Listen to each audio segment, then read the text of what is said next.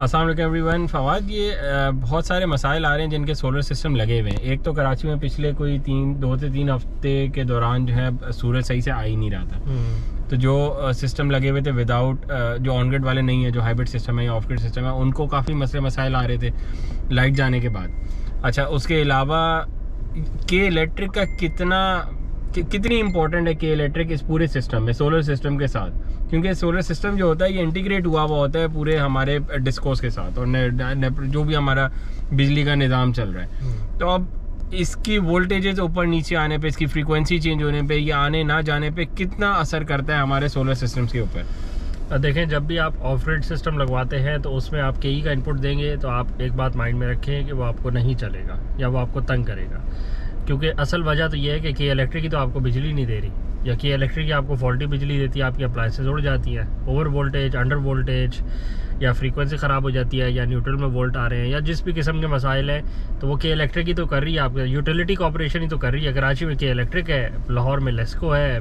पेशावर में पेस्को है। तो जिस भी शहर में आपकी यूटिलिटी कॉर्पोरेशन है वही उसी का तो काम है कि आपको बिजली देना, और वो बिजली पहली बात दे नहीं पा रही, उसमें लोड शेडिंग हो रही है, और जब देती है तो उसकी फ्रीक्वेंसी और वोल्टेज कैरेक्टरिस्टिक्स में फ़र्क आ जाता है, तो उसी से चीज़ें ख़राब होती हैं। तो अगर आप चाहते हैं कि आपने एक सोलर सिस्टम लगवाया है और वो एफिशिएंटली काम करे बगैर हिकअप्स के, तो के इलेक्ट्रिक का उसमें होना फ़ायदेमंद नहीं है, नुकसानदेह है आपके लिए। क्योंकि जब जिस भी सिनेरियो में आपके पास के इलेक्ट्रिक की फ्रीक्वेंसी या वोल्टेज या किसी भी और कैरेक्टरिस्टिक में मसला होगा तो वो सोलर इन्वर्टर को भी तंग करेगी। सोलर इन्वर्टर के अंदर एक कैपेसिटी होती है इन चीज़ों को मॉड्यूलेट करने की और उन चीज़ों को हैंडल करने की। बट एक सिचुएशन ऐसी आती है कि सोलर इन्वर्टर भी डैमेज हो जाता है कि इलेक्ट्रिक के फॉल्टी करंट की वजह से। तो बहुत सी दफ़ा हमने देखा है कि जहाँ पे एक्सेस लोड है, लोड मौजूद है, सोलर इनपुट इतना नहीं है, सफिशेंट नहीं है, कि इलेक्ट्रिक की जो इनपुट वोल्टेज है वो ख़राब है, या किसी और चीज़ में मसला है, तो सोलर इन्वर्टर पे डैमेज हो जाता है। लास्ट रिजॉर्ट में सोलर इन्वर्टर के पास यही ऑप्शन होता है कि अगर उसके पास बैटरी में भी स्टोरेज नहीं है, या लोड बहुत ज़्यादा है, या फिर कि इलेक्ट्रिक का जो पल्सेज हैं वो इतनी ख़राब आ रही हैं कि फिर इन्वर्टर डैमेज हो जाता है। कॉम्पोनेंट्स होते हैं, इलेक्ट्रॉनिक कॉम्पोनेंट्स है, लिमिटेशन है हर चीज़ की कि किस थ्रेशोल्ड के अंदर रह के वो चीज़ों को मॉड्यूलेट कर सकते हैं। तो ये सिनेरियो है। अब आपके पास एज ए कस्टमर यही सोल्यूशन है कि अगर आपका ऑफ ग्रिड सिस्टम है तो जिस टाइम पे आप ऑफ ग्रिड सिस्टम को ऑपरेट कर रहे हैं तो आप उसमें के ई का इनपुट ना दें, के ई के इनपुट को बंद रखें। अगर आपका हाइब्रिड सिस्टम है तो जिस टाइम पे आप उस हाइब्रिड सिस्टम को यूटिलाइज़ कर रहे हैं as an off grid system, तो वहाँ भी आप के ई का इनपुट बंद रखें, क्योंकि आप उसको ऑफ ग्रिड सिस्टम की तरह यूज़ कर रहे हैं, आप सेल्फ कंज्यूम कर रहे हैं या बैटरीज को चार्ज कर रहे हैं, सेल तो आप कर नहीं रहे। अगर आप सेल कर रहे हैं हाइब्रिड सिस्टम में तो फिर ऑफ कोर्स आप के ई को बंद नहीं कर सकते, फिर आपके पास एक ही ऑप्शन है, आप के ई को रिक्वेस्ट करें कि भाई साहब जो बिजली का कॉन्ट्रैक्ट आपने मेरे साथ किया है इसको पाए तकमील तक पहुंचाएं, और इसमें जो मसाइल हैं आपकी ग्रिड के उसको सॉल्व करके दें, मेरे ट्रांसफार्मर एंड पे जो इश्यूज़ हैं इनको रिजॉल्व करें। क्योंकि ऑन हाइब्रिड सिस्टम आपको बिजली सेल तो करनी है ना, नेट मीटरिंग भी करनी है और बैटरीज भी हैं। अगर आपका प्योर ऑन ग्रिड सिस्टम है तो फिर आपके पास कोई हल नहीं है, क्योंकि आपने सिस्टम ही वो लगवाया जिसमें आप और के ही हाथ में हाथ डाल के अब चहलकदमी किया करेंगे, हर रोज़ किया करेंगे। तो आपका एक सिस्टम बाहमी इश्तराक पे बेस्ड है, और उसमें आपने के ही का ख्याल करना है, के ही ने आपका ख्याल करना है।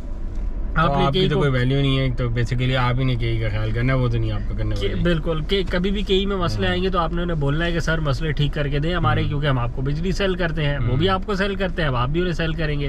तो आपके पास इसके अलावा ऑप्शन नहीं है। But on the other hand on grid system का फ़ायदा ये है कि उसमें आपने कॉस्ट बचाई, उसमें सिस्टम की कॉस्ट आपको कम पड़ गई, पहले वो भी आप ही को पावर देगा, एक्सेस बिजली सेल करेगा। तो एनी हाउ जिस भी सिस्टम में आपने के ई के साथ या आपने अपनी यूटिलिटी कॉर्पोरेशन के साथ मर्ज रखा है अपने सिस्टम को, तो अगर यूटिलिटी की एंड पे कोई मसाइल आएंगे तो वो आपको भी तंग करेंगे। तो बेहतर यही होता है कि आप ऑफ ग्रिड सिस्टम लगवाएं जिसमें आप यूटिलिटी से कट ही जाएं। अगर इतने पैसे नहीं हो पा रहे तो फिर आप हाइब्रिड सिस्टम लगवा लें जिसमें आप चले सेल कर लें, और अगर आप वो भी नहीं करवा पा रहे तो फिर आप ऑन ग्रिड सिस्टम करवा लें जिसमें ठीक है बिल कम हो जाता है, बिल ख़त्म भी हो जाता है और आप बिजली बेचते भी हैं। बट अगेन उसमें ड्रॉबैक वही है कि आप के इलेक्ट्रिक के साथ तो बेसिकली सोलर सिस्टम लगवाने से पहले थोड़ी सी रिसर्च कर लें और थोड़ी सी अपनी वर्किंग कर लें कि आप किस सिस्टम की तरफ जा रहे हैं और उसके क्या ड्रॉबैक्स हैं और उसके क्या फ़ायदे हैं। बिल्कुल, ताकि आपको पहले लगवाने से पहले पता हो, लगवाने के बाद आपको बोले यार ये तो सिस्टम बेकार है, ये तो ये नहीं करता, सिस्टम, हर सिस्टम की अपनी लिमिटेशंस होती हैं। बिल्कुल। बहुत शुरू में तो लोगों को ऑन ग्रिड सिस्टम का ही नहीं पता था कि वो लाइट जाने पे बंद हो जाता है, ऐसे ही लगाते रहे लोगों के पास। बिल्कुल। जब उनके लग गए 50-60 लाख रुपए लग गए, 50 किलोवाट का सिस्टम लगवा लिया, तो जी ये तो चलता ही नहीं है, ये तो सिस्टम ही बेकार है, हमारी लोड शेडिंग होती है। पहली दफा लाइट गई तो उन्हें पता लगा कि जी मेरे यहाँ लोड शेडिंग की वजह बंद हो जाएगा। देखें, जिन्होंने लगाया उनको तो बताना चाहिए था, पर आपको भी थोड़ी रिसर्च अगर आप अपनी करके जाएंगे मार्केट में तो फिर ही आप एक वाइज डिसीजन ले सकेंगे। तो अपनी रिसर्च पूरी करें।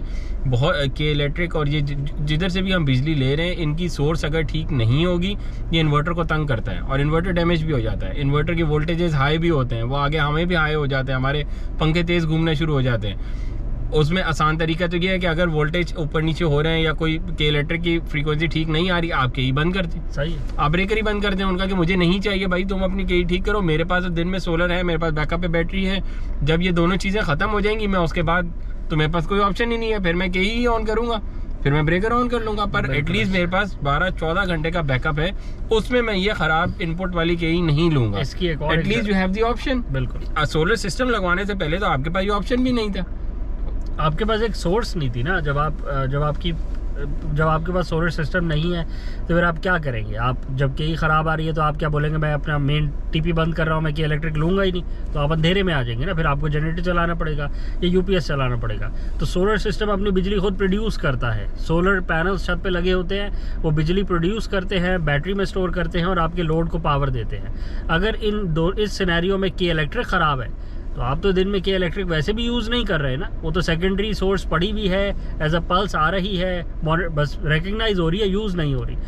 अगर आप उसको यूज़ नहीं कर रहे तो फिर उसको बंद कर दें, क्योंकि बजाय इसके कि आप अपने इन्वर्टर को डैमेज करवा लें, बेहतर आपके लिए यह है कि आप के इलेक्ट्रिक को ड्यूरिंग डे टाइम बंद कर दें। शाम में जब आप बैटरीज पे आ जाते हैं, बैटरी यूटिलाइज़ करें, उसके बाद फिर के इलेक्ट्रिक, उसके बाद अब आपके पास बैटरी बैंक क्योंकि सफिशिएंट नहीं है तो फिर आप ऑफ द ग्रिड नहीं जा पा रहे ना। तो अगेन आपने सिस्टम के साइज़ को कम रखा है कि आपके इलेक्ट्रिक के झमेले से जान छुड़ा नहीं पा रहे। तो अगेन फिर जब आप बैक टू के ही आएंगे तो फिर जो आपके मसाइल है वो आपको दोबारा फेस करने पड़ेंगे।